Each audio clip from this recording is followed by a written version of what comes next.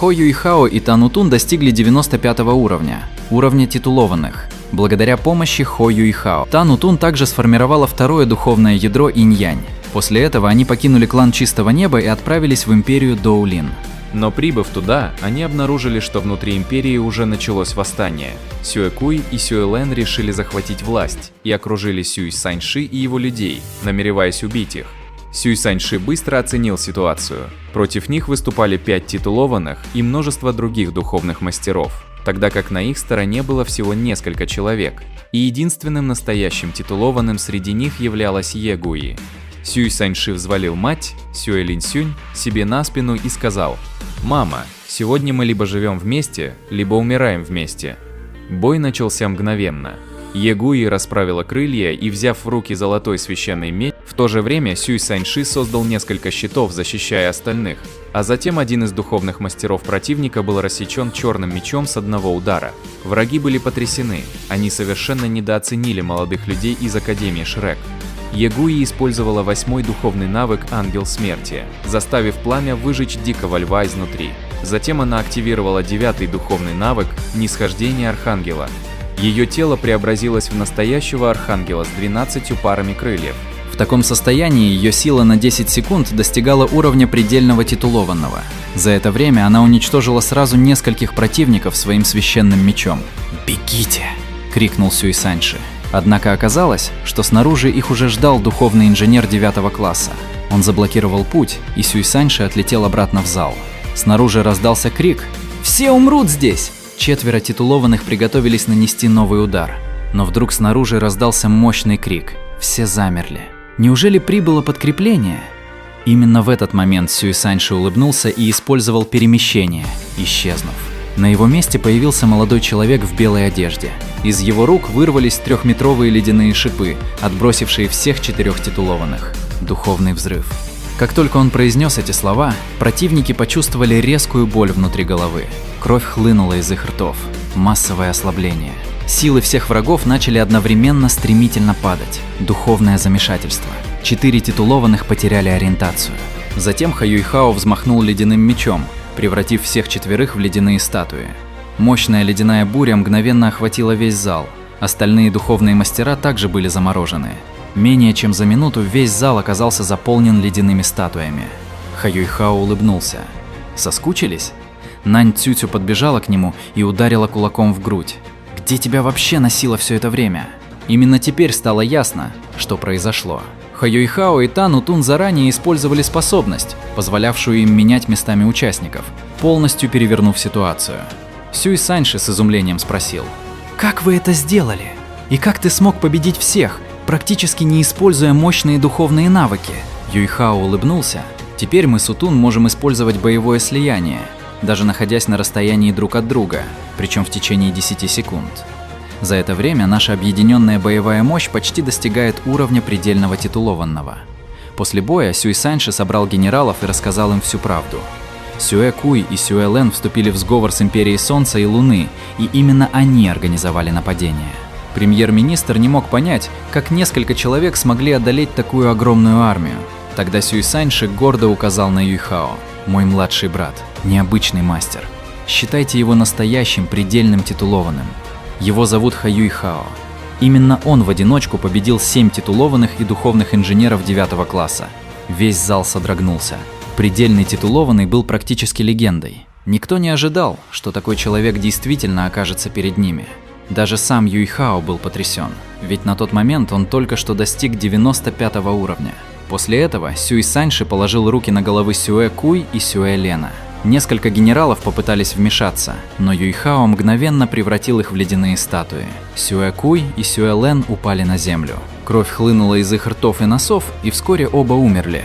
Хо Юйхао недовольно сказал: «Брат, ты назвал меня предельным титулованным. Теперь эта история разнесется по всему континенту». Сюй Саньши рассмеялся. «Твоя реальная сила уже почти на этом уровне. Так где же я солгал?» Тут к ним прилетела раздраженная Е Гуи. «Ну и что? Давай, если осмелишься. Сразись со мной». Тан Утун улыбнулась. «Она давно к тебе неравнодушна. Пусть выплеснет свои чувства. Я не против». Между Юйхао и Е состоялся дружеский поединок.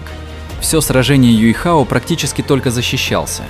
Бой завершился лишь тогда, когда Ягуи полностью исчерпала силу души. После этого друзья попрощались. Ха Юйхао взял Тан Утун за руку, и они направились в Империю Небесной Души, чтобы собрать информацию об Империи Солнца и Луны.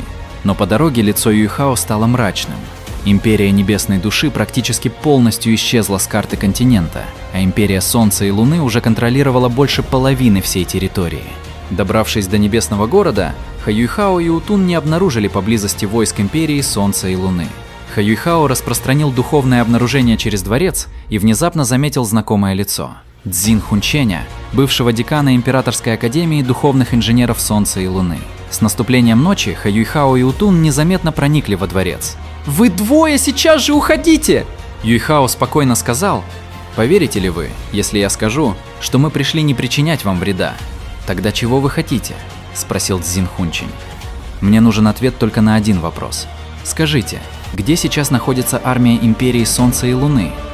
Цзин Хунчень отказался отвечать. Тогда Юйхао раскрыл настоящую мощь. Цзин Хунчень в ответ активировал свой сильнейший защитный духовный инструмент 9 класса – Тоска Хунченя. Но Ха Юйхао и Утун мгновенно заморозили его, полностью сковав духовный инструмент льдом. Одновременно был обездвижен и Сяо Хунчень. Цзин Хунчень задрожал.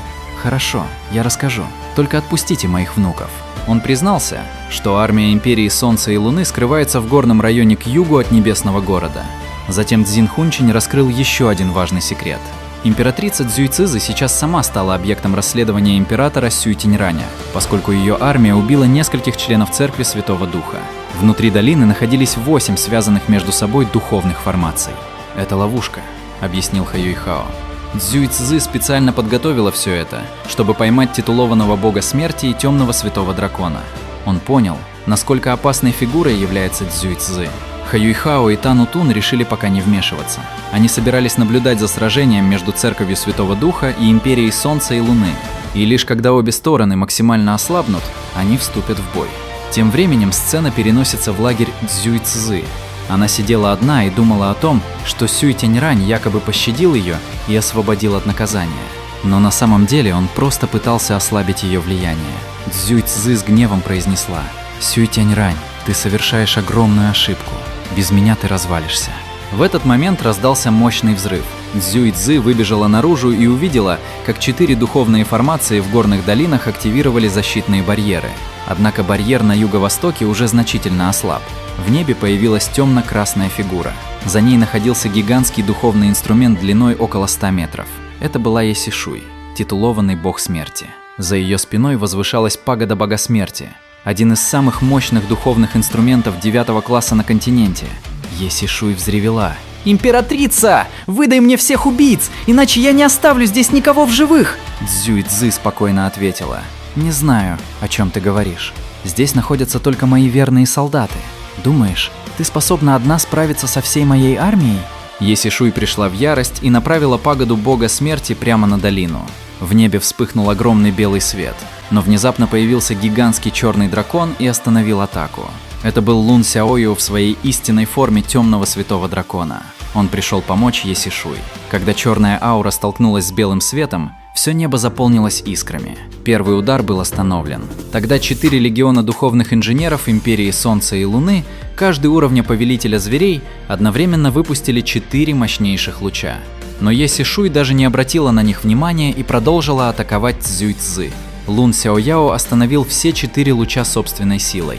Однако из-за этого его состояние заметно ухудшилось. Есишуй продолжала продвигаться вперед, разрушая одну формацию за другой. 8 внутренних духовных построений едва смогли сдерживать ее, но в конце концов она уничтожила их с помощью пагоды бога смерти. Оставшиеся в живых солдаты почувствовали, словно их души вырывают прямо из тел.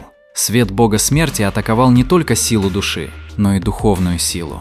Цзюйцзы была потрясена. Она сильно недооценила титулованного бога смерти. В одиночку Есишуй разрушила объединенный барьер, мощь которого была сопоставима с силами 10 легионов духовных инженеров.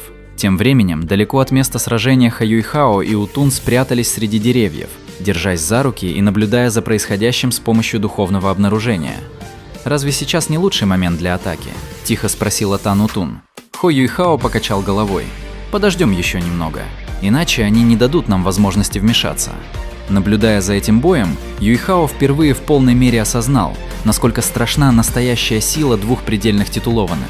Хотя он и Утун вместе уже могли приблизиться к подобному уровню, увидеть настоящую, абсолютно безрассудную и сокрушительную мощь предельных титулованных 99 уровня было совершенно другим ощущением.